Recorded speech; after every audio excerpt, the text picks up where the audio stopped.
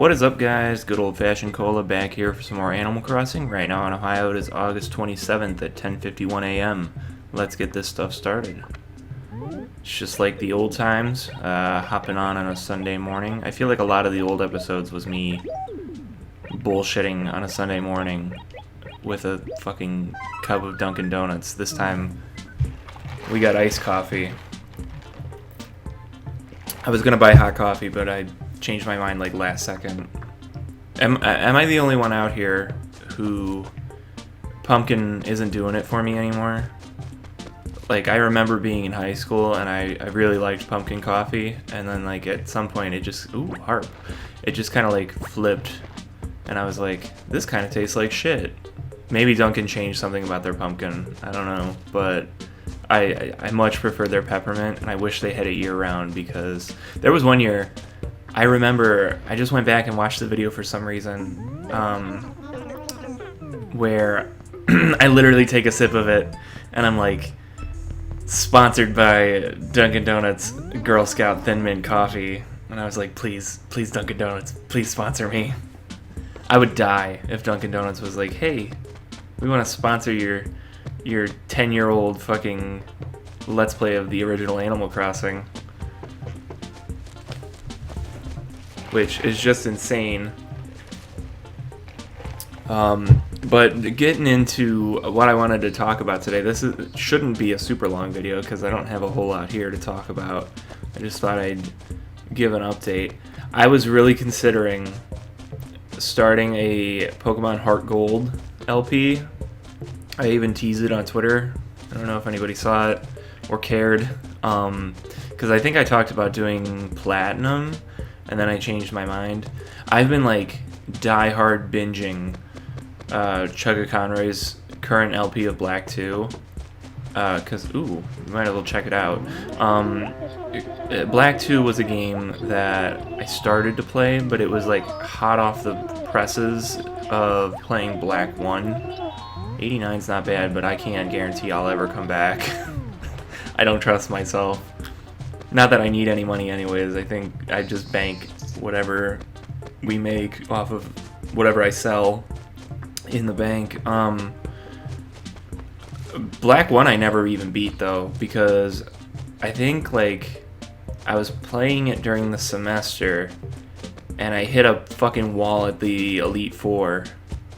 Oh yeah, no, I remember the tweet that I tweeted, and I said, fuck Gen 5's Elite Four with a rake. And one of my coworkers was like, you're having fun with that game, aren't you? But yeah, Gen 5, I mean, Gen 5's fucking hard. I started playing Black 2 again because when I dropped Black 1, I cannot keep this story straight. I'm sorry, I got ADHD brain out the fucking ass. But when I dropped Black 1 because it was too hard, I was like, fuck it, I'll go play Black 2. People said that's a better game anyways. I don't know if they really did, but I feel like I've heard that before. Watching Chugga's LP, it sure seems like Gen 5 might be the best fucking generation of Pokemon. There's something special about the DS Pokemon games. Something special about DS games in general. But, oh god, where was I going with this? I'm so scattered. I haven't drank enough of my coffee yet, I guess. When I dropped Black 1, I hopped onto Black 2, and it just, like, felt too samey. And that's what Chugga Conroy said in his LP, too. He was like, initially I didn't like this game because it felt kind of samey. But there is definitely more different about Black 2 and White 2 than there is the same with the previous game. But where was I going with this? They're really hard. Because last night I just started over. I picked what's the fire starter? Pignite? I picked Pignite, and I have a Mareep as my two Pokemon, and I went up against the first gym. I went up against the normal leader, Charon, and I was getting my shit rocked by a fucking Lillipup. And I had to go fucking grind at Flockacy Ranch for like an hour before I could go back, because I don't even know. I just could not. I kept getting my shit rocked because he would keep getting off all these critical hits on me, and no matter what I did. And it's not like he was using like focus energy or anything. He just got lucky, just kept getting critical. And I was like, man, fuck Gen 5. But I pushed through and I made it, and now I don't remember where I left off. I was playing last night and I started to like fall asleep, so I was like, gotta turn this off. I don't know if I mentioned it in the previous video, but I was playing Omega Ruby, and I don't know, it's just too easy. New Pokemon games are either A, they don't run. It feels like you're trying to play like a fucking... Anybody ever soft mod your PSP and try to play like a fucking N64 game on it? It ran at like 10 frames per second and the audio was all fucked. And that's what modern Pokemon reminds me of. Because I don't know, man. Go back to 2D. Fucking people shit on Brilliant Diamond, Shining Pearl, but at least they ran. They were functioning video games. Oh god. My coaster. Okay, don't put that on a coaster again, I guess. Or, I got an idea. I'm gonna put one of these stupid... well, I probably have all these receipts for a reason. I shouldn't get them all coffee grossed up. Don't pick up the coffee without being careful, is the moral of the story. They were talking about functioning video games and the Pokemon Company's lack thereof of creating a functioning game. I don't know, just go back to 2D. I felt like they were better games anyways. It hasn't been the same since they went 3D. I just downloaded Sun on my 3DS, and I hope to give that one another try, because I don't even know if I talked about... When Gen 5 came around, I was a freshman in high school, and I played the fuck out of Gen 4. Like, I had over 100 hours on Diamond, probably 100 hours on Platinum, and absolutely adored those games. But for some reason, I like looked at the commercials for 5, and I was like... I think I'm going to sit this one out. And I sat that one out. And then, what was it? X and Y was the next one, right? I think so. I got that. And I was like, ooh, this is fun. I liked X and Y. I mean, it was different. It was a lot easier. But, I mean, it seemed like they made so many adjustments from Diamond and Pearl to X and Y to me because I didn't play Gen 5. But, like, a lot of that shit started in Gen 5. But then I went back and I bought Gen 5 and I never really played them. They just kind of sat in my DS case. But when I finally did, like 3-4 years ago, run through Black, I had so much fun. It was like playing Gen 4 all over again, just with like brand new Pokemon. Which I think looking back, that was another reason why I didn't buy them when I was in high school, because I was like, I don't want to have to deal with all this new shit. I was one of those people.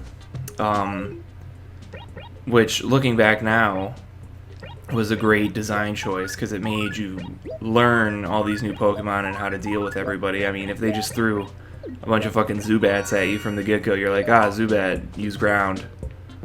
He's dead. Or use rock, he's dead. I don't know, it's a lot of fun. I'm having a lot of fun playing through Black too, especially following along with Chugga, because I went back and I watched all of Pikmin 2 when Pikmin 4 came out, like I said, but when he did Emerald, man, I was glued to my fucking, I think at that point I had an iPod Touch that I was watching it on. I was glued. And then he did, what did he do after that? Damn, I don't remember. Anyways, like, the influences that Chugga Conroy had on this channel... Get the fuck out of my way. The influences that Chugga Conroy had on this channel are very evident in the beginnings of the channel. Back when I tried to do multiple series and tried to take everything serious. Now this is more of just like a life dump. It would have made a lot more comedic timing if I was up there where the dump is at. But that's kind of why I wanted to try Heart Gold. And honestly, I might even just record that after this and we'll see. I mean, I don't even have internet right now. I haven't even talked about that giant storm. Oh my god, that was the first talking point on my list of things here. That's how scattered I've been today. There was probably the biggest storm I've ever seen in Northeast Ohio a couple days ago. A couple places, tornadoes touched down, like a couple blocks over from my house. So you can imagine the wind was wrecking shit outside. For a while we didn't have power. I think for like about a day and a half, and they were claiming till next Wednesday. I think that was just to like give them a cushion in case. But there are some places that around me, even like people down the street that don't have power. Power grids make zero sense to me. Like, I was driving to my parents' house because they didn't lose power, so I was like throwing all of my fridge stuff in their spare fridge, and like there were businesses right next to each other where one had power and then 3 didn't, and then another one had power, and it's like, all right, maybe they have a generator, but like I doubt it. They're probably just on a different grid, and it's like, how did the city come up with who goes on what grid and what? I don't even know. It just makes zero sense to me, and it has never made any sense to me because I grew up in a spot in Northeast Ohio where if the power went out, they pretty much forgot about you. Like, you'd be down for like a week. I remember, what was that? Hurricane Sandy hit the East Coast, and we got a lot of the residual effects of that. And there was giant storms that knocked out our power, and that was end of October, early November, so it was relatively cold in Northeast Ohio.